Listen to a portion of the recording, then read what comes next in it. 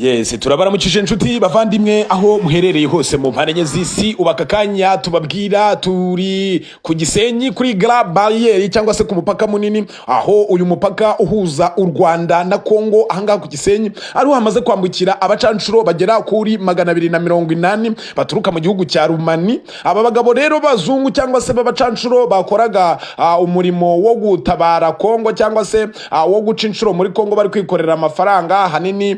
Mu by'ukuri urabona yuko ari abasore, ari abagabo b'ibigango, ni abagabo gusa nta mugore n'umwe urimo. Aba bagabo rero bagera kuri 280 mu by'ukuri mu Rwanda nta ambasade ya Romani ihari, ariyo mpamvu aka kanya tuvugana bamaze kwakirwa na ambasaderi wa Romania muri Kenya, kubera yuko muri Kenya ho hari ambasade ya Romania. Ibintu rero bikomeje kugenda bitangaza abantu benshi cyane, nuko banyuze muri kino gihugu cy'u Rwanda ariho bakomeje kugenda bavuga bati u Rwanda nirwo rufashe mu 23, twebwe nta muntu n'umwe udufasha nta kibiki. Ariko ku mugaragaro rwose aba basirikari bamaze gutsindwa ahangaha Igoma, aho M23 ibafashe ikabakunguta, ikabicaza hasi, ikabambura intwaro, ikabambura amabuye y'agaciro bari bafite, ikabambura ibintu byinshi cyane. Abanyamakuru bacu rero bari kuri tere, ndetse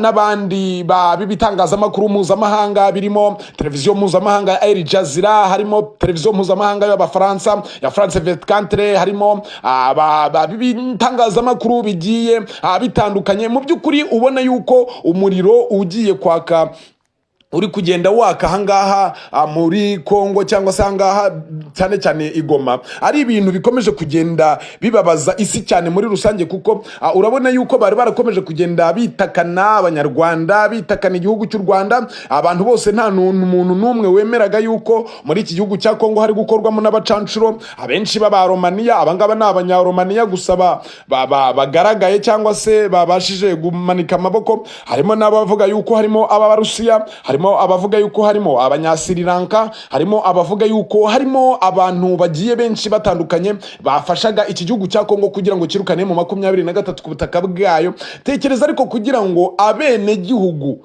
batumirize abandi bene gihugu abacanshuro kugira ngo babice babamareho, ariko bikaba Imana yarakinze ukuboko mu 23 ikaba ifashe Goma, ndetse ari nayo mpamvu isi yose ibonye yuko mu by'ukuri abacanshuro nta kintu bari bamariye Kongo, ahubwo bari bibereye muri misiyo zabo z'ibihugu byabo kugira ngo babashe gusahura umutungo wa Kongo muri rusange. Ibintu rero bikomeje kugenda bibabaza abantu benshi cyane ni uburyo ibisasu ndetse n'imiriro y'amasasu y'imbunda ziremereye iri gukomeza kugenda waka ahangaha muri Kivu ya ruguru cyangwa se ahangaha Igoma, aho ibintu bikomeje kugenda biyoberana. Mu by'ukuri ese abantu bose bari kwibaza bati ese mu by'ukuri M23 izagumana Goma igihe kingana gute, cyangwa se igiye kumara icyumweru kimwe nk'uko byayigendekeye muri 2012 hanyuma irekure yirukanke, cyangwa se bayiteshe yirukanke yongere isubire nayo mu buhungiro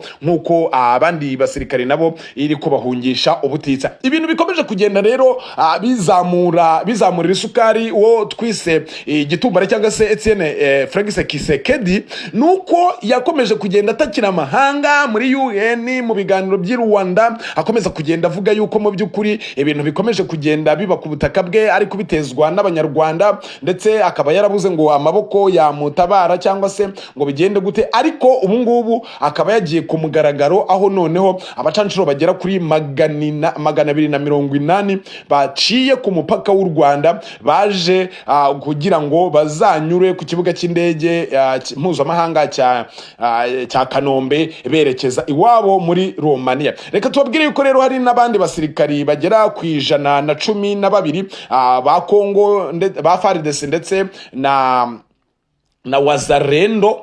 Abasirikari ba FARDC ndetse na Wazalendo bamanitse amaboko, barambika imbunda hasi n'ibimogi byabo, maze barangije bambukira ku mupaka n'ubundi nk'uyu nguyu. Aba bacanshuro bambukiyeho baza mu Rwanda, babaha ibikenerwa byose, babaha ubuvuzi bw'ibanze, babaha iki n'iki, noneho bajyanwa mu by'ukuri aho bagomba kujyanwa nk'impunzi z'intambara. Rero ibintu bikomeje kugenda biba bibi cyane kubera yuko biragaragara yuko mu by'ukuri umuriro ari bwo ugiye gutangira kwaka ahangaha muri kano gace ka Goma kubera ko ibintu bikomeje kugenda biba bibi kurushaho.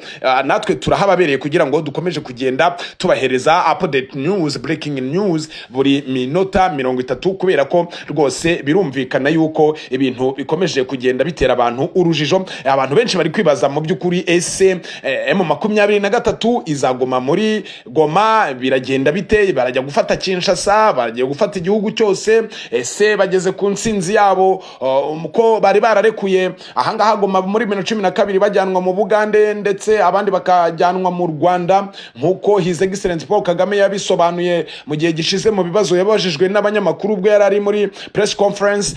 Ibintu bikomeze kugenda rwose ubona yuko biteza urujijo ndetse n'impagarara muri kano karere k'ibiyaga binini, aho rwose ubona yuko baba batangaza amakuru mpuzamahanga babuze ayo bacira nayo bamira, babuze ibyo bavuga n'ibyo bandika kubera yuko mu by'ukuri muri umuntu wese ari kwibaza ati ese M23 nabo ba Sultani Makenga mu by'ukuri bageze ku nsinzi yabo? Ese bari baragambiriye gufata Goma muri kino gihe?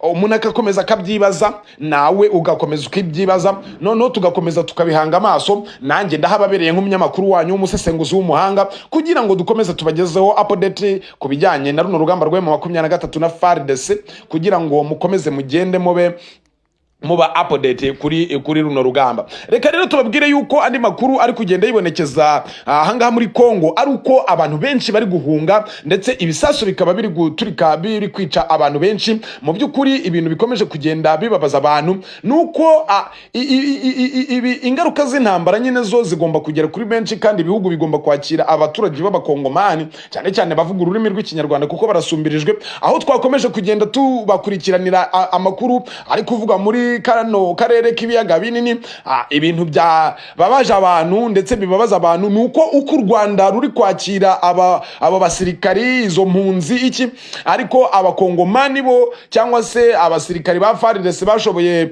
gucika ku icumu rya M23 bakerekeza muri za Kinshasa, niko bahise bafata ibishashi by'umuriro ndetse n'ibisasu byabo bajya gutwika ambasade y'u Rwanda iri muri Kongo. Ibi ngibi bikaba byababaje abantu benshi cyane, abantu benshi bagakomeza kwibaza batese mu by'ukuri ibi ngibi ntago ari ukwerekana ubudiscipline cyangwa se ubukunda mugayo bw'abakongomani, kuko gufata ambasade nta muntu urimo, ntaki wenda bagakwiye kubafungisha cyangwa se bakabirukana ku neza, ariko gufata inzu yubatse ku butaka bw'igihugu, eregira ni property ntago ari ni property y'igihugu yubatsemo, ntago ari property y'abanyarwanda. None ugafata iyo property, icyo gikorwa remezo ukagitwika, uwo mutungo utimukanwa ukawutwika ukawusenya.